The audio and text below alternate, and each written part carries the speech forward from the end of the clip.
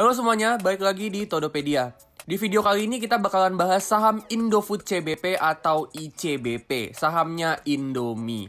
Kita bakalan lihat kinerjanya gimana sama berapa kira-kira harga yang wajar untuk beli saham ICBP kalau mau investasi 10 tahun ke depan. Sebelum kita mulai, subscribe dan tekan lonceng supaya kalian up to date sama channel ini dan supaya bisa bantu channel ini tumbuh. Oke, langsung aja kita mulai.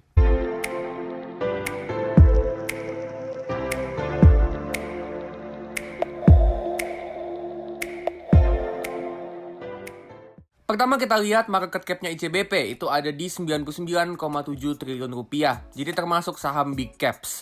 Dan itu ada di price to book value 2,7 kali sama price to earnings 15,6 kali. Nah ini mahal atau enggak kita nggak tahu. PER sama PBV itu bergantung sama economic mode sama growth juga.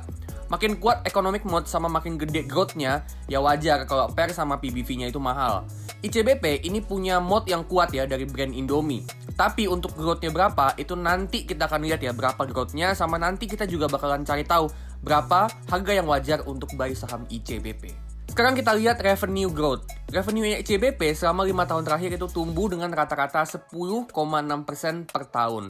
Ini growth yang menurut gua nggak terlalu tinggi, tapi juga nggak terlalu rendah. Nah kalau kita bedah ya segmen per segmen, kita lihat di sini, ini untuk segmen mie instan termasuk revenue dari Indomie itu yang nyumbangnya paling banyak. Dan growth-nya juga lumayan ya, bisa sampai rata-rata 12% per tahun. Nah growth yang paling gede itu sebenarnya ada di segmen bumbu penyedap ya. Tapi kita lihat di sini ya, kontribusinya tuh nggak seberapa dibandingin sama segmen mie instan. Sedangkan segmen minuman ya, Ichi Ocha, nah ini revenue-nya itu malah trennya tuh turun. Jadi bisa dibilang ya, kalau dari semua segmen bisnisnya ICBP, ini segmen mie instan itu masih jadi tulang punggungnya ICBP sampai sekarang. Next kita lihat labanya. EBITDA tumbuh rata-rata 18% per tahun selama 5 tahun terakhir, terus operating profit tumbuh rata-rata 19% per tahun. Ini growth yang bagus banget. Sedangkan untuk net profit, ini tumbuhnya cuma rata-rata itu 11% per tahun. Dan di tahun 2020 ke 2021, ini labanya turun tipis. Nah ini kalau kita cek di laporan keuangannya, ternyata penyebab laba bersihnya turun itu karena ada kenaikan di beban bunga dan beban bank yang gede banget ya. Kita lihat nih ya, dari tahun 2020 ke tahun 2021 itu bedanya jauh banget. Terus juga ada rugi dari selisih nilai tukar mata uang asing. Nah ini tuh sebenarnya efek dari akuisisi Pine Hill. Jadi ICBP itu kan dia pakai pinjaman bank sama nerbitin obligasi buat akuisisi Pine Hill. Nah beban bunga ini tuh bunga dari pinjaman bank sama obligasinya itu. Jadi sebenarnya akuisisi Pine Hill ini plus minus ya. Di satu sisi penjualan sama operating income-nya bisa tumbuh, tapi di sisi lain labanya juga kegerus sama beban bunga. Terus untuk profitability, dari segi return on equity, ICBP ini termasuk bagus ya. Bisa dijaga di atas 10-12% meskipun turun di tahun 2020 sama 2021. Jadi untuk profitability, ICBP ini udah termasuk bagus. Nah untuk kemampuan bayar utang, current ratio ICBP itu bisa dijaga minimal di 180%. Dan ini bagus, artinya kemampuan ICBP untuk ngebayar semua utang jangka pendek itu udah bagus banget.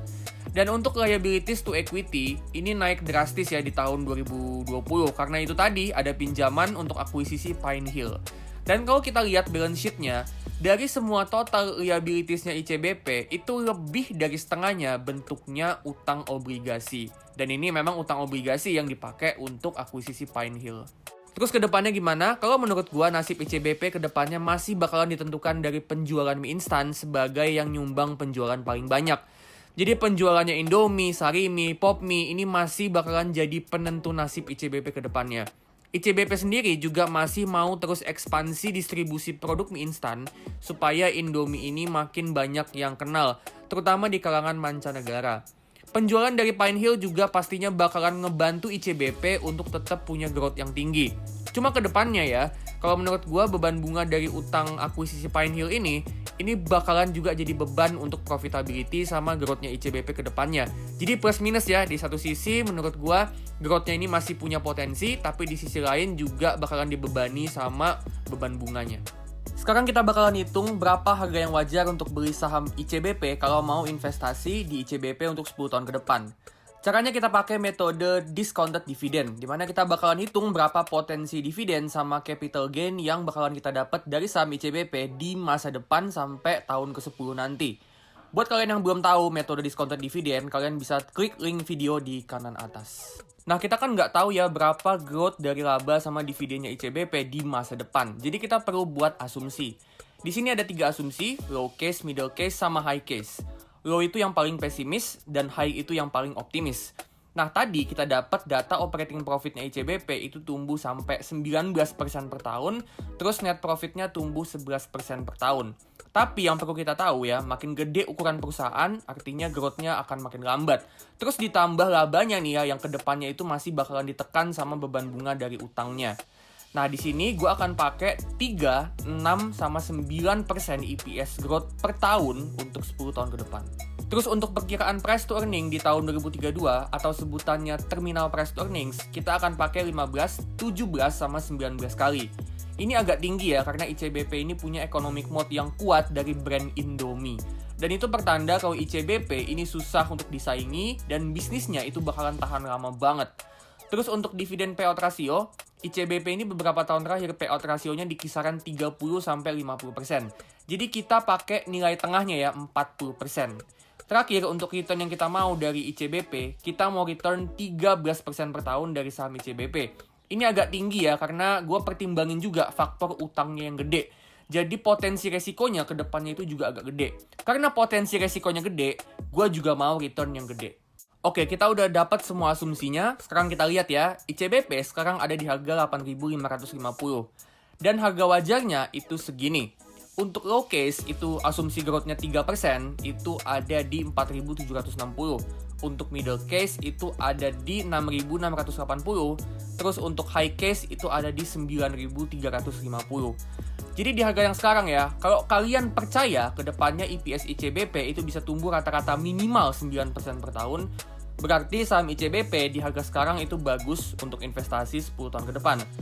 Nah, kalau menurut gua, harga wajarnya ICBP itu ada di antara low sama middle case. Jadi di kisaran 5.000 sampai 6.000-an.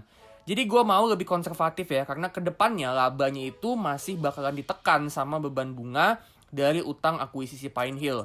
Jadi kalau gue pribadi nih ya, gue netapin area buy gue itu ada di range 5.000 sampai 6.000. Nah, gimana pandangan kalian tentang saham ICBP? Kalau kalian punya pandangan lain, share di kolom komentar, siapa tahu bisa jadi insight tambahan buat gue sama viewers lain.